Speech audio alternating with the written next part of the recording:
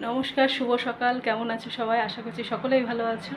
তো কালকে আমরা চলে এসেছি এখানে, মানে 10:30 বাজে তখন রাত। সেই মানে 10:30 11টা অবধি সমস্ত কিছু গোছানো হয়েছে। আর কালকে সারাটা দিন খুবই কষ্ট হয়েছে। তো এই সকালবেলায় উঠলাম, উঠে মিষ্টুর বাবা বেরিয়ে গেছে। আর এদিকে সমস্ত ঘরে এখনও অনেক কিছুই গোছানো হয়নি, যতটা পেরেছি কালকে গুছিয়ে নিয়েছি। আর বৌদিও চলে এসেছিলো, বৌদি মানে দাদা ওরাও অনেকটা হাতে হাতে করে দিয়েছে।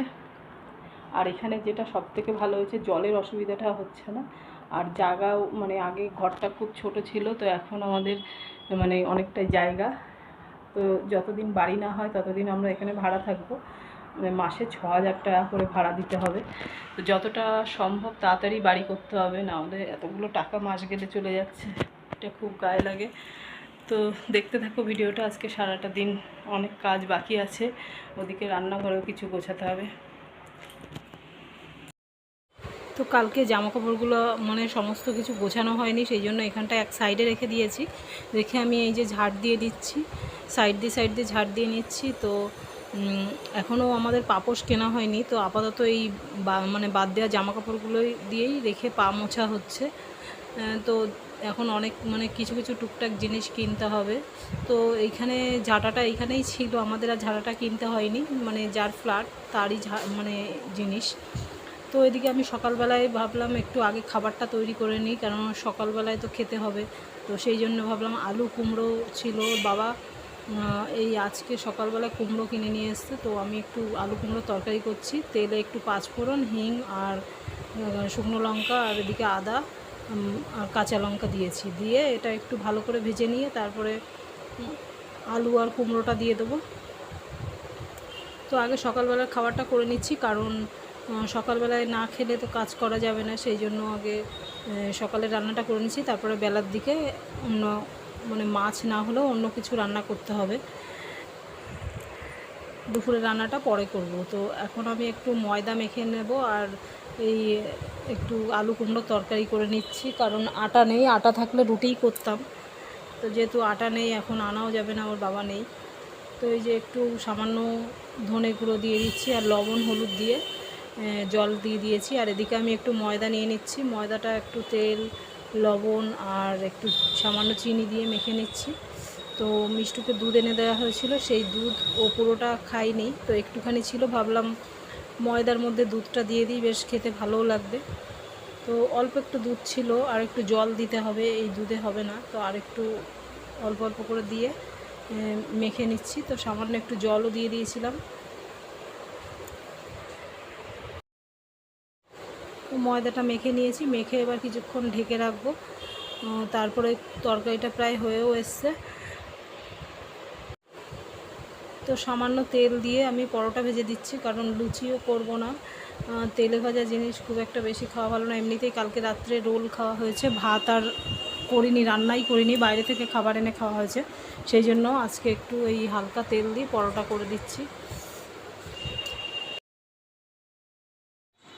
তো সকালে টিফিনের সাথে সাথে কিছুটা মানে রান্না, দুপুরের রান্নাও কিছুটা এগিয়ে রাখছি, কারণ এদিকে জিনিসপত্র অনেকটাই গোছাতে হবে, তারপরে ফ্রিজটা পরিষ্কার করতে হবে।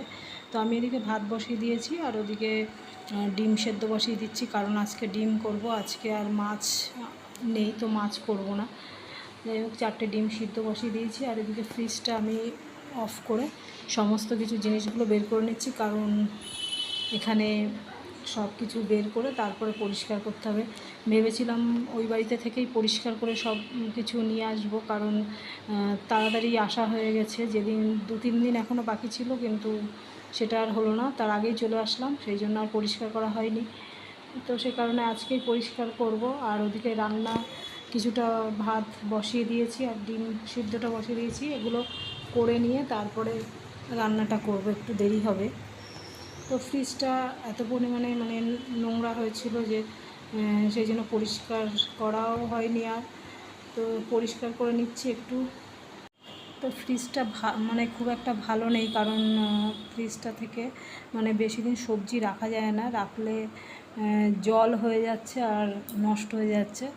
তো যাই হোক, এখন এই মুহূর্তে আর ফ্রিজ কেনা হবে না, এটাই কয়েক মাস চলবে, তারপরে নতুন বাড়ি করলে একেবারে নতুন ফ্রিজ আনা হবে। তো কালকে যেভাবে কষ্ট হয়ে গেছে, কিন্তু আজকে কিছু করার নেই, কাজগুলো তো করতে হবে। আর কালকে তো দাদা বৌদি ওরা এসে অনেকটাই করে দিয়েছে, সোনাও ছিল সঙ্গে, তো সবাই মিলে হাতে হাতে অনেকটাই করেছে। প্রচণ্ড কষ্ট হয়ে গেছে। যাই হোক, আজকে ফ্রিজটা পরিষ্কার করা হলো বেশ। তো কোনো কিছু নোংরা থাকলে মনে হয় যেন গায়ে কখন পরিষ্কার করব। তো এই যে পরিষ্কার হয়ে গেছে, ফ্রিজটা খুব সুন্দর পরিষ্কার হয়েছে। তো মাছের ডিম আজকে করলাম না, এমনি ডিম করছি, কারণ মাছের ডিম আগের দিন করেছিলাম, সেই জন্য আজকে আর করলাম না। তো ডিমগুলো অনেকক্ষণ ধরে সিদ্ধ করে রেখেছিলাম, একটু ঠান্ডা জলে ভিজিয়ে রেখেছি যাতে খোলাটা ভালো করে ওঠে। তো এই যে কোটো কাটাগুলো আমি কিছুটা বাড়ি থেকে ধুয়ে নিয়ে এসেছিলাম, আর ব্যবহার করিনি, যে এখানে এসে সমস্ত মশলাপাতি ঢালবো। তো এই ডাল ছিল, ডালগুলো ঢালা হয়নি, এখন ঢালবো। ডাল আছে, জিরে, ধনে, এগুলো আজকে সব কোটোতে ঢেলে সব রেখে দেবো সাজিয়ে। তো ওই বাড়িতে মশলা রাখার তাক ছিল, এখানে সেটা নেই, তো আমাকে এই বাসন রাখা তাকের মধ্যে সমস্ত কিছু গুছিয়ে রাখতে হবে। তো এখানে 3 রকম ডাল আছে, তো এই ডালগুলো সব একটা একটা পাত্রে ঢেলে নিচ্ছি। তো এটা মুসুরির ডাল, তো মুসুরির ডাল তো আমাদের বেশি খাওয়া হয় না, সেই জন্য অল্প করেই আনা হয়েছে। আর একটাতে ছোলার ডাল, আর একটা মটর ডালটাই বেশি খাওয়া হয়, তো সে কারণে মটর ডালটাই আমাদের একটু বেশি আনা হয়েছে। তো এদিকে সমস্ত রান্নাবান্নাও করতে হচ্ছে, আবার এদিকে ঘরও গুছাতে হচ্ছে, প্রচণ্ড খাটনি হয় এক জায়গা থেকে আরেক জায়গায় আসলে। কালকে তো রাত 10টা, সাড়ে 10টা বেজে গেছিলো সমস্ত কিছু করতে। যতটা পেরেছি গুছিয়ে রেখেছিলাম, এখনও অনেক কিছু গোছাতে হবে, কিন্তু আর শরীরে পাচ্ছে না শরীরে, তো সেই জন্য যতটা পারবো করব, তারপরে বাকিটা পরে করব। তো এই জগের মধ্যে রাখলাম বিস্কুট, এই জগটা শাশুড়ি বেঁচে থাকতেই নেওয়া হয়েছিল। তো এই যে জিরেগুলো ঢেলে নিচ্ছি, জিরেগুলো একটু ছোটো কোটোর মধ্যেই ঢালছি, গোটা জিরে আর গোটা ধনে। তো ডিমের ঝোল করবো বলে আলু সমস্ত কিছু বের করে রেখেছি, মশলাগুলো করে নেব এরপরে।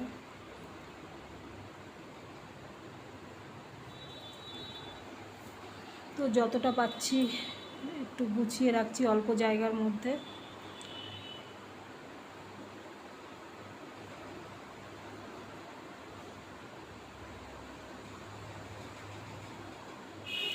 তো এদিকে একদিকে গুছাচ্ছি, একদিকে রান্না করে নিচ্ছি। তো ডিমগুলো ভেজে নিলাম একটু লাল করে লবণ হলুদ দিয়ে, আর এদিকে তেলে গোটা জিরে দিয়ে দিচ্ছি, আর তেজপাতা দিয়ে দিচ্ছি, আর একটা পেঁয়াজ আজকে কুচিয়ে দেবো না, একটু ঘষে নিয়েছি, তাহলে বেশ ঝোলটা ঘন হবে, সেই জন্য।